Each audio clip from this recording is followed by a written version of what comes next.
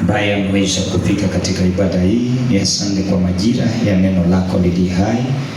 Ninaomba mkono wako uliodari kaweze kufunuliwa kwetu, na hivyo maisha yetu yakapate kuinuka na kufikia katika utimilifu wako, matendo mapya na njia jipya. Bwana, ikazalishe mema, ikazalishe ukuu. Tusaidie na utuonekanie ufunuo wa neno, ili ukashuke toka mbinguni, ukashuke katika ibada hii, ili tukaweze kulishwa toka katika meza yako mbinguni, na hivyo matendo mapya yakafunuliwe kwetu katika jina la Yesu Kristo. Ni asante Mfalme, maana waenda kunena nasi katika jina la Yesu Kristo tumeomba na hata kuamini. Amen. Ningependa tukashiriki neno hilo ambao tumelisoma katika kitabu cha Yeremia, kifungu ni cha 29 na mstari ni wa 10. Maandiko inasema, na wakati miaka 70 itakapokamilika, mateka wa Babiloni watarejeshwa. Bwana alikuwa ananena na Yeremia, maana kuna watu waliokuwa wametekwa nyara, maana kuna makundi yaliyokuwa yametekwa maisha yao na yakapelekwa katika umateka wa Babiloni. Na walipopelekwa wakafika katika vifungo vya Babiloni, kukawa kuna makubaliano ama kuna maangano yaliyosimamishwa, watatumika kwa muda wa miaka 70. Bwana Yesu asifiwe sana. Amen. Ya kwamba walipopelekwa ama walipotekwa nyara, maana ili ni taifa lililokuwa limepigana na taifa lingine, na hivyo mataifa haya yalipopigana na yakaleta taifa la Israeli likashindwa vita, wakashambuliwa na wakapigwa, ili wakawa hawawezi kuwashinda maadui zao. Bwana akawa alikuwa ameweka kiapo ya kwamba watakaa katika utumwa wa Babiloni miaka 70, na hivyo wakiwa katika ule umateka, majira yake ya miaka 70 ikatimilika. Bwana Yesu asifiwe sana. Amen. Maana kuna vita ambazo zinapoingia katika maisha ya mwanadamu inakujanga na maangano na miaka na vizazi. Bwana asifiwe sana. Amen. Kuna vitu ambazo unaweza kuwa unataka kupigana nazo leo, lakini ziwe hauwezi kuzishinda nguvu, kwa sababu pana maagano yaliyoinuliwa katika vita zile. Kuna vitu unaweza kutaka kubadilisha leo, lakini isikatae kubadilika. Si kwa sababu haiwezi badilika, hapana, ni kwa vile kuna maagano yaliyosimamishwa kuhusu mambo yao. Bwana asifiwe sana. Na hivyo baada ya yale maagano kuwekwa, palihitajika watu wengine wapya waweke maagano, na kwa sababu hawajatokea na hakujatokea mtu, basi ule utawala unabakia kutawala, ule utawala unabakia kuchukua usukani, ule utawala unabakia kuwa unaongoza watu wapende wasipende. Na hii ndiyo sababu wapata, ingawaje watu wanaweza kuwa makanisani, nyakati zingine wanakaa katika umateka fulani. Kuna umateka uliyewekwa katika maangano katika vizazi vyao, lakini kwa kukosa ufahamu katika mawazo yao na katika akili zao, wala pamekosekana mtu wa kuwaletea ufunuo wa maagano yaliyowekwa kuwahusu, wanajipata wanatumika pasipo na ufahamu. Bwana Yesu asifiwe sana. Hii ya kwamba watu hawa wakawa wametekwa nyara na wakapelekwa Babiloni, na hivyo wakakaa Babiloni. Babiloni, maana watawala waliowashinda walikuwa na nguvu kuwaliko na walikuwa na mamlaka kuwaliko. Wakataliwa katika matendo yao, wakataliwa katika njia ya Babiloni, wakataliwa katika vilindi vya Babiloni, na hivyo wakawa wanaendelea na kuketi mahali pale. Ingawaje wanakumbuka Sayuni, ingawaje wanakumbuka uzuri uliye kwao, ingawaje wanakumbuka manyumba waliyeacha, unapata hawawezi kupika katika manyumba hayo. Ingawaje wanakumbuka mashamba yaliyekuwa na mizabibu mizuri, lakini hawana uwezo wa kufika kwa mashamba, kwa sababu kuna maagano yaliyowekwa katika kukamatwa kwao na kupelekwa katika umateka. Wapendwa, hiki kitu ni kitu fiche katikati ya maneno ya kwamba watu wananena. Wewe unaona mtu ananena kimzaa na kuchekesha. Unaona tu ni maneno alikuwa anaongea. Mtu anakuongelesha tu, unaona ni mzaa anafanya. Ulimi wake una mamlaka kutokana na maagano ya vizazi aliyetoka, na hivyo anaanza kukuangaisha ukifikiria unacheka na yeye. Wapendwa, kuna vitu ambazo zimefichwa katikati ya watu na watu hawawezi kuzielewa mpaka watakapopata kufunuliwa. Wana wa Israeli walikaa Misri, walikuwa wanakula, wanafurahia, wanasherehekea. Wakakuja kugundua ni utumwa. Walipoenda wakaingia jangwani, njaa ikaongezeka jangwani, wakakosa maji cha jangwani. Walianza kuuliza, kwani kule ulitutoa si afadhali huko Misri na kulikuwa na nyama? Tulikuwa tunakaa kando ya masufuria ya nyama. Wakaanza kukumbuka vitu. I want to tell you, because of covenants, they can make you to remind, they can remind you of what you left in Egypt. Wanaweza kukumbusha yale yaliyonenwa katika nchi ya utumwa. Unaanza kukumbusha, unarejeshwa. Na unajua sasa wale walionena na walioweka waliondoka. Kama walisema mpaka kizazi cha 3 na cha 4, wewe umetokea hapa katika kizazi cha 3, wewe umetokea katika kizazi cha 4. Haujui ya kwamba kuna utumwa uliowekwa. Unasema watu hawa hawataweza kwenda mbali, watu hawa hawataweza kuinuka, na kwa sababu watu wanafikiria ni mzaha wala ni maneno ya kikawaida, wanaona ni kama kuchezeana na unachezeana. Kumbe wewe unanena kwa mamlaka ya ulimi wa kizazi cha Kaini.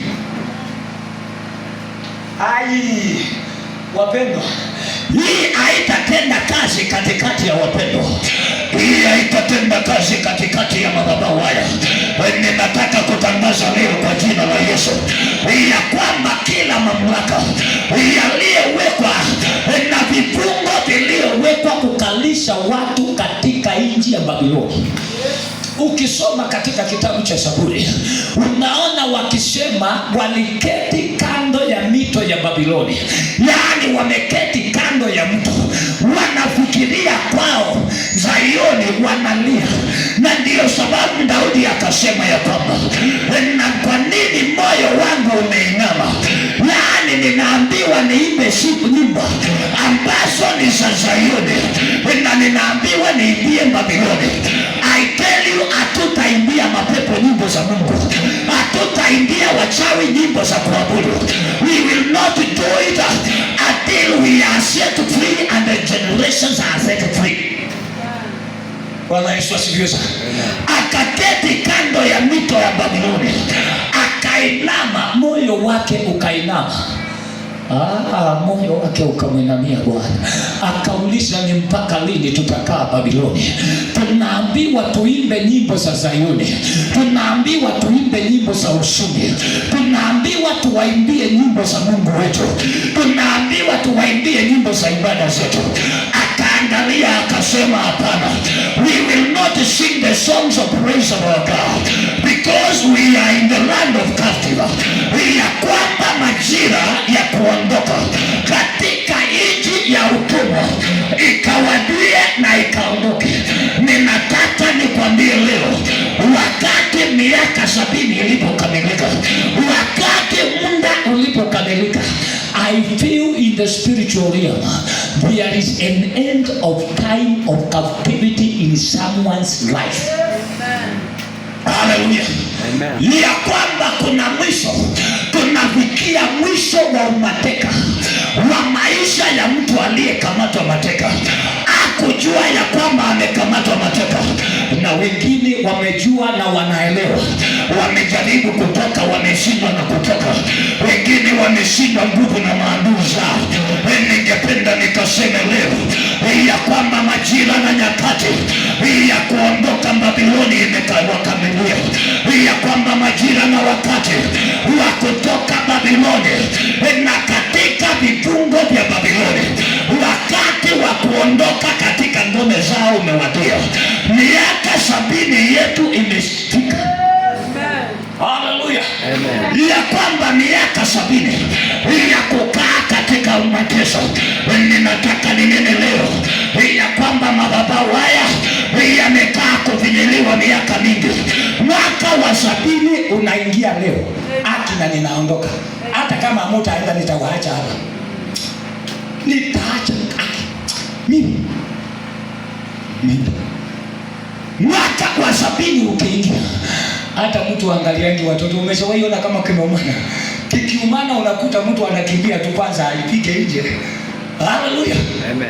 Kukitokea hatari, unapata kila mtu anaokoa moyo wake. Kila mtu anaokoa moyo wake kwanza. Ya kwamba majira ya kuokoa mioyo imewadia katika madhabahu haya. Wakati wa kufua mioyo na kuleta kwa Yesu, wakati huo umewadia. Sitaki kujua ni nani aliye karibu nami na ni nani aliye mbali nami.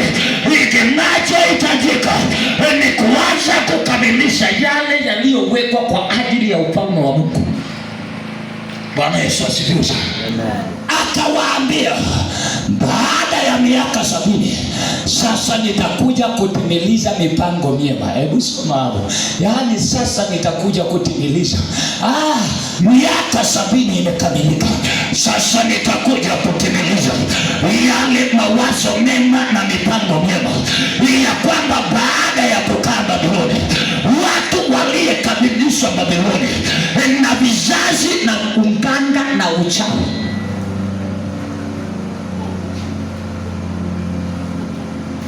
watu waliye na kiburi ya kwamba unajua mimi nilipelekwa kwa mganga, najua siwezi, mtu hawezi kuniloga.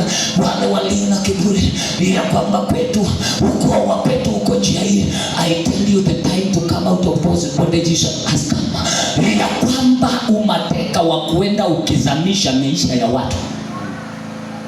Najua nimekuja kujua watu wanazamishwa na wengine wakicheka nao. Yaani tunacheka, kumbe mimi nimesha kukutizia kukuzamisha. Wakati miaka ilipokamilika, kujali. Soma. Jeremiah 29:14. Nami nitaonekana kwenu, asema Bwana. Nami nitawarudisha watu wenu waliofungwa. Nami nitawakusanya ninyi, nikiwatoa katika mataifa yote na katika mahali pote nilikowafukuza, asema Bwana. Nami nitawaleta tena hata mahali ambapo kutoka hapo niliwafanya mchukuliwe mateka. Haleluya. Ya kwamba nitawarejesha, nitawaondoa pahali mlipokuwa ndio mkamato mateka. Hapo ndio nitawarudisha sasa mkakae. Mahali ambapo mlipoanza kuteshewa, hapo ndipo narejesha. Maana katika amani na katika upendo wa Bwana, there is a plan of the Lord about everyone's life. Na kwa sababu miaka 70 ilikuwa ya Babiloni, miaka 70 yako inaweza kuingia leo. Kama mateka yako uliingia, hata kama kama ni miaka 5 iliyopita, ninasema uliingia tukiwa 65. Kama miaka yako ni 7 katika umateka, ninasema sasa wewe uliingia tukiwa 62. Kama wewe una miaka 15 kama mimi, ninasema uliingia tukiwa 45. Hivyo miaka 70 sasa inaondoka, ya kwamba tukaingia katika kizazi kipya. Vile watu walivyotuona na wakatupesa, wakasema hatutaenda mbali na hatutafanikiwa, wakasema watoto wetu hawatasoma, wakasema hatutatajirika, wakasema tutakaa maisha ya machozi, wakasema tutakaa maisha ya vita. I declare today, from the year you joined to the slavery, the year of the 70th year, it is coming upon your life today, and your salvation, it is arising today. Salvation for the kingdom of God, for the Lord is revealing your way. Bwana atajitokeza kwako leo. Wakatazama na wakaona ya kwamba na miaka tuliyokaa ni mingi. Wengine wakazaliwa kabla ya miaka 70.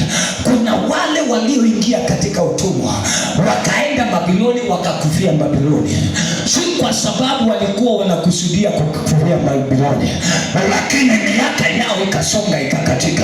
Kuna wale waliozaliwa watu wakiwa Babiloni, hivyo wakiambiwa kuna mawazo mema ya Mungu wetu, walikuwa wanaona ni kama ndoto, walikuwa wanaona ni kama nini, imekuwa haiwaelei hata kidogo. Wakiambiwa kuna mahali pazuri tulikuwa, walikuwa wanashindwa. Na ni wapi huko? Wanasema walikuwa ni wapi huko? Walikuwa maana matatizo yalikuwa kila Babiloni ya magonjwa ilikuwa inawavumilia. Wanauliza na ilitokea wapi? I tell you, when the season of the kingdom of God to end the trouble of Babylon comes upon your way, you shall sing songs of joy. You can sing songs of praises. Maana wakati wa kukaa katika umateka wa Babiloni umewadia kukwisha. Umefika kikomo. Umefika kikomo kwako leo. Umefika kikomo. Maisha na mateso ya kimaisha. Yaani ukienda ni wewe uko na matatizo tu. Ukitokea ni wewe unaonekana duni tu. Ukitokea ni wewe ya ufikiri ya kwamba katika matatizo hayo, I say there is God in heaven who changes seasons of the years of men. I say there is God in heaven who can change seasons of years of my time. Because even today, if you don't hear the word of God, I am ready to receive it myself, that I may walk out of my captive. Ninasema mateso haya yamefika mwisho leo, yanafika mwisho leo.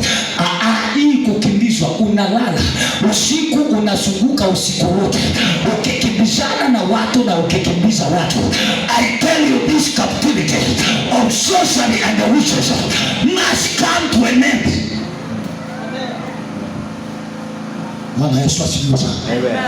Haleluya. Amen. Ya kwamba watu wakakimbizwa, watu wakateswa. Na maana on Tuesday nikiwa katika gari, Bwana akanenea, akaniambia, and the season of you being in Babylon, the season of your life living in Babylon, it has come to an end. Sikujua kama nakaanga Babiloni. Labda nilikuwa nafikiria hiyo ndio maisha ya kwetu. Nilikuwa nafikiria hiyo ndio maisha ya nyumbani. Nilikuwa nafikiria huko ndio huko. Wakati ninapofinyiliwa na kuteswa, unajua shetani aliona na aligundua wakati wa kuisha wa majira ya Babiloni ilipokaribia. Sikujua kama shetani anaona kukamilika kwa majira, lakini kwa ishara, hapo ndipo nilipoanza kutafutwa.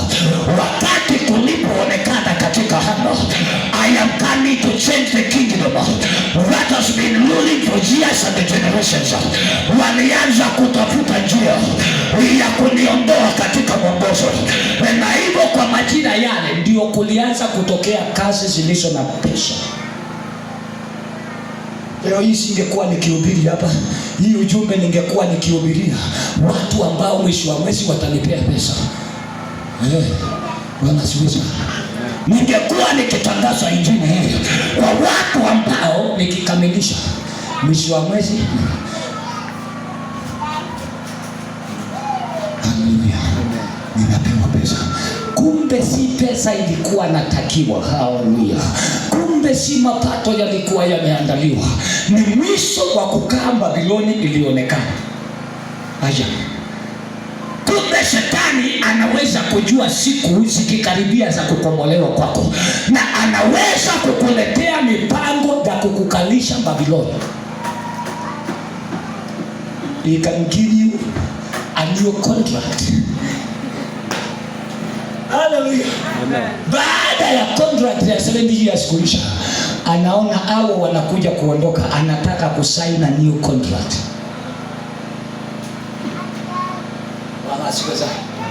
Ilipoonekana ya kwamba wakati wa kukaa katika matatizo, wakati wa kukaa katika kufunguliwa, wakati wa kukaa katika mahangaiko imefika kikomo, naye mawatoani wa giza, wale waliokamata nyota wanaendelea na kukulia, wakatengeneza space. Unajua vitu vingine vinanishangaza. Vitu vingine vinanishangaza. Wewe sijui kama unaweza kuitiwa kazi ya 100 na ukatae. Uambiwe kuja tukupee kazi ya kuhubiri, hata hatukwambii toka kwa madhabahu. Kaanga kwa madhabahu, tunataka tukulipe 100 kila mwezi. Lakini ukuje uhubiri katika ministry yetu, na tunataka tuende nawe. Lakini hautahubiri kanisa moja. Utakuwa ukitembea makanisa yetu yale yako katika taifa hili, hata tutakutengenezea njia cha nje. Na hivyo kama unakubali, pia sahihi mahali hapa na kifunguo ndio hii ya gari. Unajua hii kitu ni tempting. Kumbe ni nyota imeonekana. Kumbe ni hatua zimeonekana. Kumbe shetani amegundua wakati wa kutoka Babiloni imewadia. Haleluya. Na akasema ataenda kusherehekea huko, lazima tumsainie new contract. New contract ni kuajiliwa, uende ufanye. Baada ya kusherehekea unaambiwa mzee, sasa tunaona injili imekulemea, enda retire. Ama nifanye kazi miezi ngapi? Nilikuwa nimepewa miezi ngapi? 3 au ni 2? Ndio nipoteze direction. Baada ya direction kupotea, niambiwe hata tumeona sasa hizi pesa tunakupea ni mingi asifai. Wakati ndio na mimi nikasirike, nirudi. Nikirudi na kuja kupata hakuna mtu. The tricks of the enemy when you are about to get out of Babylon. Unajua hii kitu sijui kama mnaelewa. Unajua naweza kuwa naongea peke yangu. Wakati unapokaribia kutoka katika utumwa wako, ndio matatizo inaingianga, ndio vita inaingianga, ndio unajua unainukiamba na kila mtu, ndio hata watu au kujua kama ni maadui, ndio wanaanzaga kujitokeza. Wameona wakati wa kukaa Babiloni imeisha. Wanaona ni kama wakati wa kukutesa umeisha. Wanaona wakati wa kukula chakula chako umeisha. Wanasema tunaweza kuongezea contract. We can add a new contract. Ya kwamba kuanzia majira haya there is no signing of new contract. We are living out of Babylon today. Hallelujah. Tuondoka katika umateka wa Babiloni. Na maana neno la Bwana linasema, ninajua mawazo mema niliye naye. Hallelujah. Bwana ako na mawazo mema. Bwana ako na ahadi nzuri kuhusu maisha yako. Bwana ako na ahadi nzuri kuhusu familia yako. Bwana ako na ahadi nzuri kuhusu kuendelea kwa maisha yako. That he has that mission. Na alipotangalia kaona ya kwamba miaka imewadia, akawaambia wana ya kwamba miaka 70 imekamilika, watu waondoke katika umateka, watu waondoke katika vifungo vya jamii, watu waondoke katika laana za vizazi, watu waondoke katika madhabahu za wachawi, watu waondoshwe katika ngome za wachawi. And let them that we are cursed say I am blessed. Hallelujah. Wacha na waliolaaniwa waseme na sasa tabarikiwa. Hallelujah. Wale waliosuswa katika vilindi vya mauti, katika vilindi vya mateso, waseme na sasa tumepata pumziko. Hallelujah. Amen. Neno la Bwana linasema Bwana akanena nao ili waweze kujiandaa. Hallelujah. Amen. Bwana Yesu asifiwe sana. Amen. Akanena nao ili waweze kujiandaa.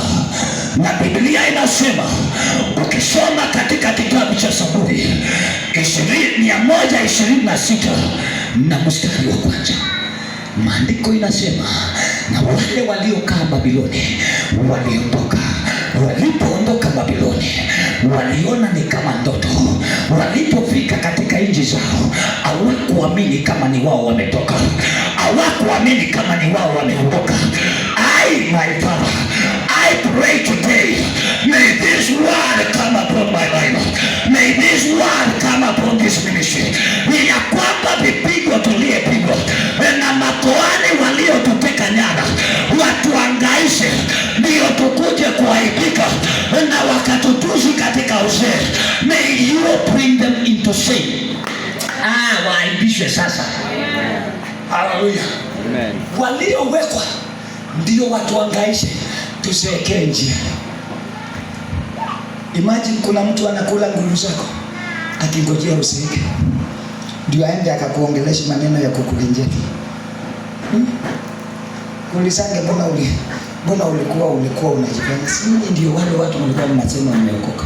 Mbona unateseka hivi? Mbona sasa hata umekonda? Mbona sasa hata chakula ni shida? Yaani wanakungojea baada ya nguvu zako kuishia Babiloni ili waanze kukushekelea, ili waanze kukuangaisha. Ninataka nitangaze leo, mimi sikai kwa huduma hata kama ni wanani. Acha yende.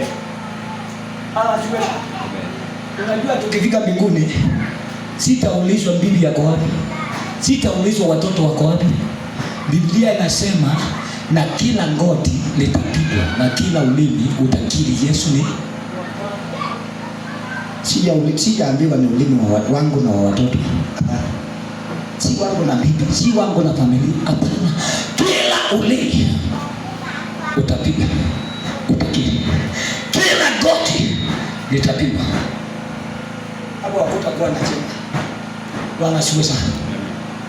If it is coming out of Babylon, it is I and the calling that have been called. Bwana asifiwe sana. Amen. Na kama nitaokoka, basi na kizazi changu kitaokolewa. Maana walipotoka Babiloni walitoka na vizazi vyao. Walipotoka katika umateka walitoka na vizazi vyao. Walipotoka katika mahangaiko walitoka na vizazi vyao. It is somebody to arise. Na hii ndio sababu Mungu akamwambia Joshua, ambia wazee wateremshe miguu wakanyange maji katika mto Yordani ili watu waweze kuvuka waingie Kanaani. Ambia wazee wateremshe miguu wakanyange maji ili Bwana atengeneze njia, wachukue sanduku la agano waingie katika mto Yordani. Ingawaje umevuka, Bwana atatengeneza njia. Na maagizo yalipopeanwa, neno linasema ya kwamba na wazee makoani wakateremka katika mto wakakanyaga maji na sanduku la agano, na maji ikasimama. Wana wa Israeli wakapita wakaingia katika nchi ya ahadi. I tell you today, the promises of God. Nimeteremka, nimekanyanga maji. Wapendwa, mupite na muharakishe kupita tena. wa kupita apite twende. Wale huwa mnasahau tu mizigo nyuma. By the way, sisi si wa kujisahau. Kile tulichoacha nyuma tunaacha huko. Hata maadui wafaidike na hiyo. Lakini kama tumekaganga mtu ya kwamba tuvuke nje ya ahadi, the promises of God, they are true and human. The thoughts of God, they are good about his generation. Ni ya kwamba mawazo ya Bwana kuhusu watu wake, kuhusu taifa ya utenda kazi wake ni mema na ni mazuri.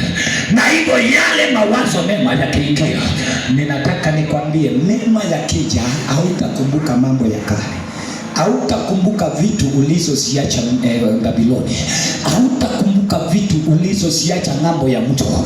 Kile kinachotusumbua na kinachofinyelia ni kwa sababu hatutaki kukanyanga maji. I tell you the battle, I tell you the peace in the water. Amesha kanyanga maji sasa. Tumesha kanyanga maji ya Jordani ili tuvuke tuingie katika nchi ya ahadi. I tell you my brother, my sister, stop shaking, stop doubting. Haya tatizo yetu ni kudoubt. Na hiyo Babiloni tumetoka kweli. Bwana asifiwe. Amen.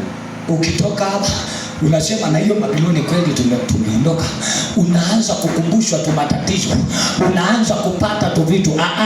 Waambie nimeondoka Babiloni, ya kwamba mateso na mahangaiko ya Babiloni sitakaa na sitatesekea katika vifungo vya Babiloni, sitakaa na kutesekea katika vifungo vya ulevi, sitakaa na kutesekea katika vifungo vya anasa, sitakaa na kutesekea katika vifungo vya kiukoo na kifamilia.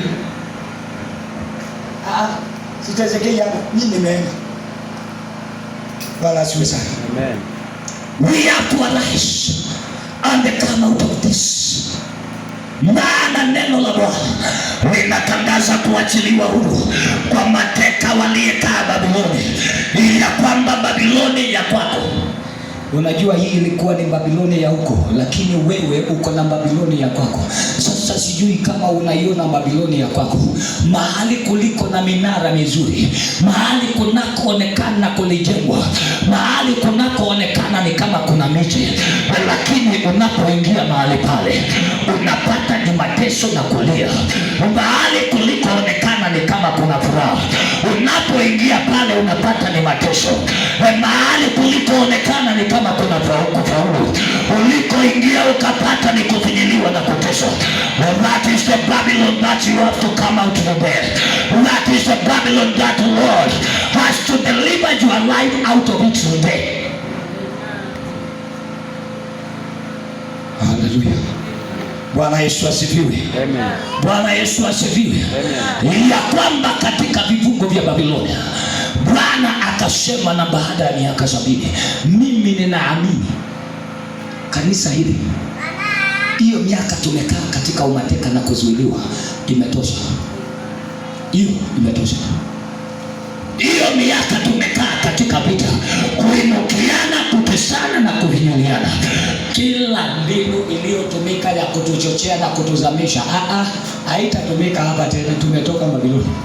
Angalia jirani, mwambie Babiloni bye. Angalia jirani, mwambie Babiloni bye.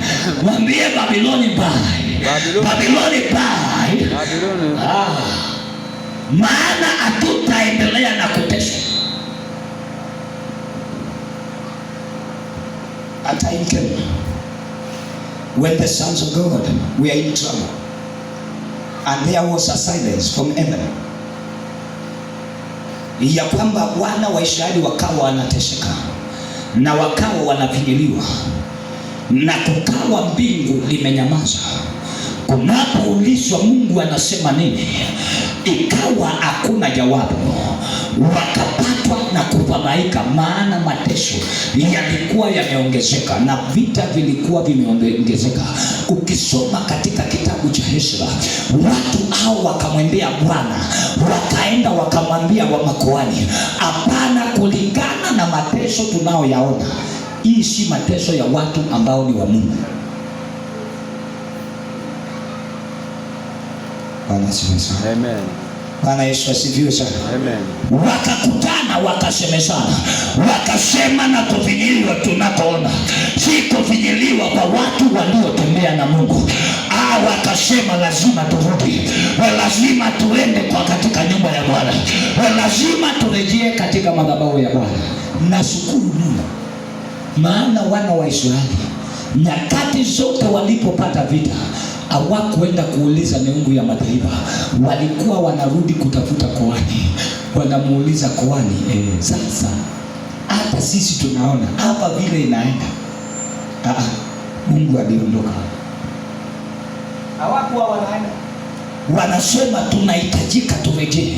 Kuna vitu ambao zimeenda kombo, na ndio sababu ukisoma katika Ezra utaona waliporudi walienda wakaambiwa, mumekosea na mumekosea Mungu, mumeenda mkafanya vitu ziliokuwa zimewekwa katika maagano zisifanyike, mumeenda mumetekeleza vitu ambazo Mungu aliweka katika agano lake zisitendeke.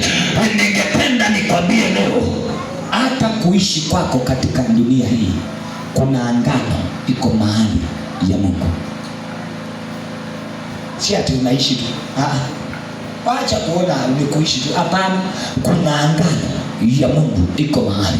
Ni vile baada ya kuingia duniani agano la Mungu likapinduliwa na kukasainiwa new contract. Now ukaanza kulive, you started living according to the new contract, not the arguments and not the promises. Na hii ndio sababu neno linasema ya kwamba na ahadi za Bwana na mawazo ya Bwana ni mema kuhusu watu wake na mataifa, kuhusu watu wale wampokeao. Neno linasema ya kwamba ninajua mawazo niliyo nayo juu yenu, ninajua mipango niliyo nayo juu yenu, ninajua makusudi niliyo nayo juu yenu. Tuondoke to the contract that was made, tuingie to the contract of the beginning, that the promises of God that we are made about our lives.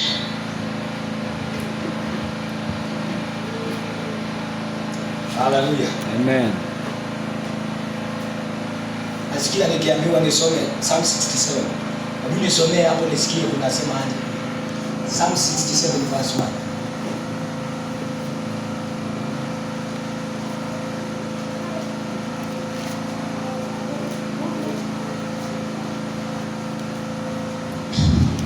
Hallelujah. Psalms 67. Inasema nini? Mungu na utufadhili na kutubariki na kutuangazia uso wake. Mungu Mungu na atufadhili, atubariki na atuangazie uso wake. May the face of the Lord shine upon your life today. May the face of the Lord, may the face of our God, may the favor of our God shine upon your life today. Nimesikia soma Zaburi 67 hapo, sijui ndio sasa nimesema nisomewe nisikie kunasema nini, ya kwamba Bwana ana fadhili zake, na hivyo sasa Bwana atatubariki na atatuangazia. Ningependa nitangaze leo ya kwamba watu wote waliolaaniwa, walio chini ya sauti hii, na waanze kubarikiwa na maisha yao yakabarikiwe. Watu waliowekwa umateka, walio chini ya sauti hii, na kuanzia leo waanze kuachiliwa huru. Mapato yaliyekaliwa katika maisha ya wapendwa, kuanzia wakati huu Bwana akuangazie na akubariki. Bwana asifiwe sana. Amen. Bwana akanena na akawaambia, ninajua mawazo niliyo nayo. Akajua ninajua mipango niliyo nayo. Akasema ninajua yale ambao niliyokusudia. Na hivyo mkapelekwa Babiloni. Na hivyo baada ya miaka ukamilika toka Babiloni. Sasa Bwana anasema ya kwamba na fadhili za Bwana zikafunuliwe kwenu. na hivyo baraka za Bwana zikaandamane nani, na uso wa Bwana ukafunuliwe kwenu. Si mimi nione hii uso sasa, hata wewe uone. Hapo tulipokaa ni mahali pa mahangaiko. Bwana asifiwe. Amen. We have no peace, for the tormentors have taken control. Sijui kama umeshawahi kaa kijiji kinatawaliwa na wachawi wewe, uone vile watu wangaika. Hata nguo unapata ni zile mzee huwezi paa nguo mpya. Ndio hiyo umateka unaleta watu wachakaa. Hapana, hatutachakaa hapa, hatutachakaa. Hatutachakaa. Wewe ni mchawi yako kwenda kabisa. Hatutachakaa na watu hawatachakaa. Wala siweza. Ya kwamba madhabahu haya hayatachakaa. Watumishi wa Bwana katika madhabahu haya hawatachakaa. Ya kwamba watoto waliyeteuliwa na wana wa madhabahu haya, ninatangaza kuchakaa kuondoke katika maisha yao. Ninatangaza kuchakaa kuondoke katika nyumba zao. Ninatangaza kuchakaa kuondoke katika vizazi vyao. Ya kwamba wana wa Mungu waliyekuwa wamepelekwa Babiloni wanatoka na baraka za Bwana zinaanza kuangaza katika maisha yao kwa sifa na utukufu wa Kristo. Si kwa vile tulivyopenda, lakini vile Kristo alivyopenda.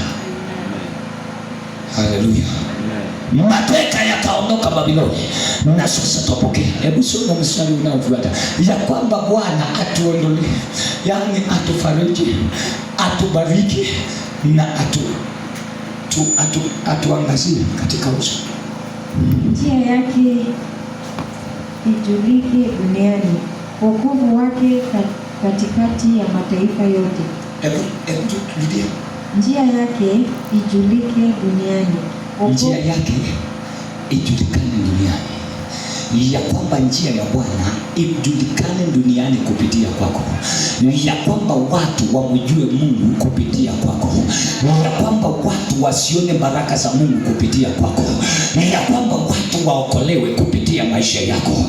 Ya kwamba watu wapone kupitia maisha yako. Ya kwamba familia zikombolewe kupitia maisha yako. Ya kwamba jamii zikaokoke kupitia kupitia maisha yako. Ya kwamba ndoa zikapone kupitia maisha yako. Ya kwamba vizazi vikainuke kupitia maisha yako. That generation rabashika ikainuke kupitia maisha yako. Ya kwamba njia na ikajulikane. You make the way of the Lord to be known. Ya kwamba ufanye njia ya Bwana itambulike kwa mataifa. Haleluya. Amen. Njia ya Bwana kutambulika ni mataifa yaanze kupitia mahali huko, yakienda kwa Bwana. Yanakuja kwako, yanaenda kwa Bwana. Yanafika kwako, yanaenda kwa Bwana. Ya kwamba njia ya Bwana imetambulika. Ya kwamba mataifa yakaijue njia ya Bwana. Wapendwa, twahitajika katika kizazi hiki tuko. Ambia jirani, stop your battles now. Simamisha vita zako sasa. Simamisha vita zako sasa. Hata kama zilikoaje, simamisha. Bwana asifiwe.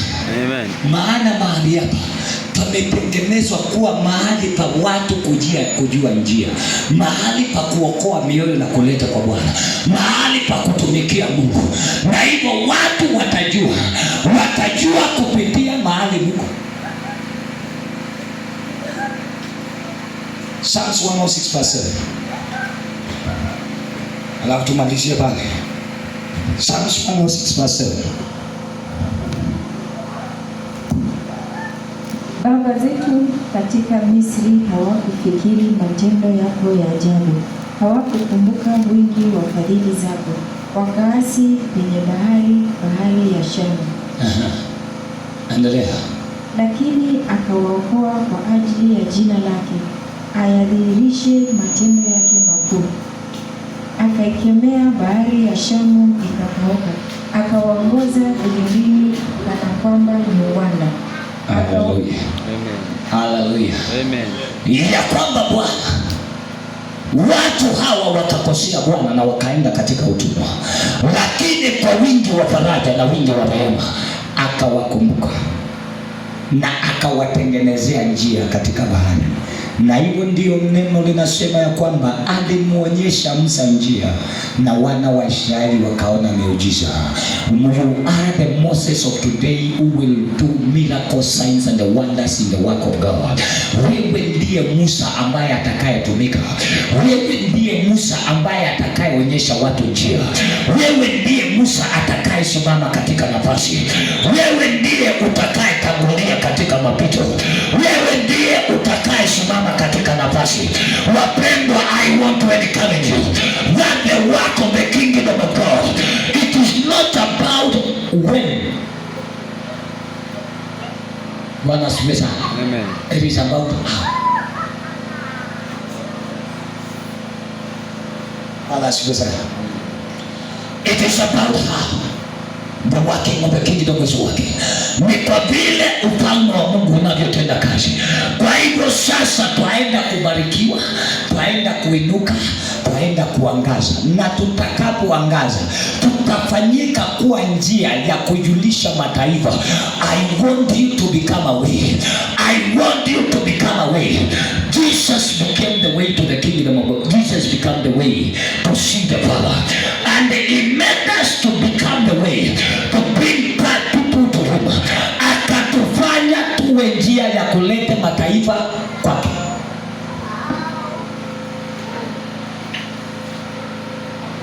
Bwana asifiwe. Amen. I tell you, the formula must change. The formula must change.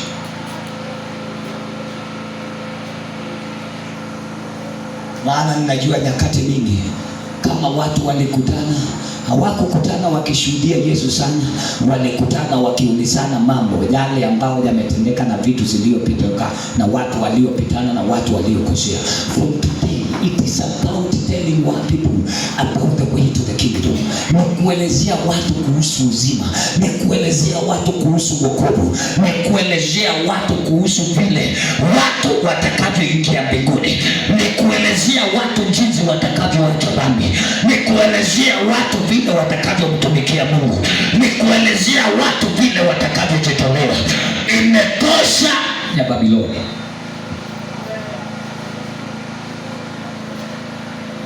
Bwana Yesu asifiwe sana. Amen. Bwana Yesu asifiwe sana. Amen. Imetosha matendo na njia na vifungo vya Babiloni. Mimi sitaki nijue ulifungwa na nani. What I have to declare, no force of darkness that will hold you. Hakuna utawala wa giza utakao kushika na utakao kuzuilia. It is either uamue urudi na giza muende Babiloni, ama uingie kwa Yesu tuende. Bwana asifiwe sana. Yes, we have to arise and take the mission and take it right on the head. Kichwa tunaigonga straight. Bwana asifiwe sana. Bwana Yesu asifiwe sana. Amen. Wengi wetu tuliwekwa Babiloni kama hatujui. Wengi wetu tuliwekwa Babiloni tukiwa hatujui. Wengine tulilogwa tukiwa hatujui. Wengine tunatumikia, tunataka tunang'ang'ana tufanye kitu kipite, unakuta lazima nilie, lazima mtu alie. Ati utawala wa Babiloni umekuja umekamata mapato ukalia. Hapana. Simameni, simameni. Simameni. Kila mtu asimame. Kila mtu asimame.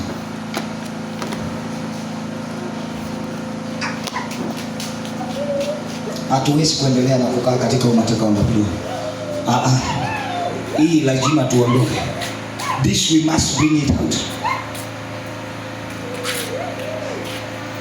Bwana asifiwe sana. Amen.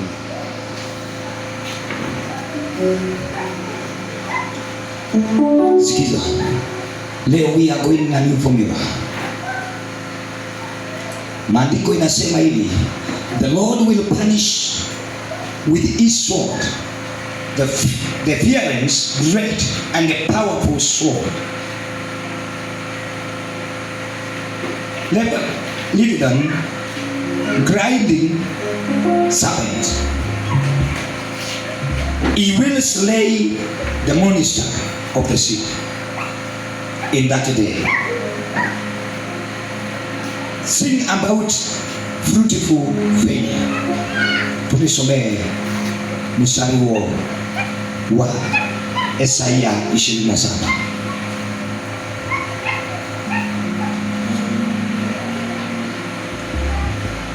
Isaya 27. Katika siku hiyo Bwana kwa upanga wake ulio mkali, ulio mkubwa, ulio na nguvu, utamwadhibu Lewaliani, nyoka yule mwepesi, na Lewaliani, nyoka yule mwenye kuzonga, naye atamuua yule joka aliye baharini. Upanga wa Bwana. Get it clear. Nataka tuombe Bwana apanish upanga wake ukakate yule njoka. Kuna njoka na kuna nyoka, ya kwamba wale waliokalia, we are going to tutaenda kuitisha upanga wa Bwana ukateketeze. Upanga wa Bwana ni neno la Bwana. Hivyo ningependa tukaingie katika maombi, uanze kuteketeza yule njoka akaliaye maisha yako, njoka aliyekalia hatima ya maisha yako, kila njoka iliyepangwa na ikawekwa. Bwana asifiwe sana. Amen. Maana hatima ya watu wengi imekaliwa na utawala wa nyoka, imekaliwa na vizazi viliye katika mamlaka. We have to put them down. Hebu soma tena.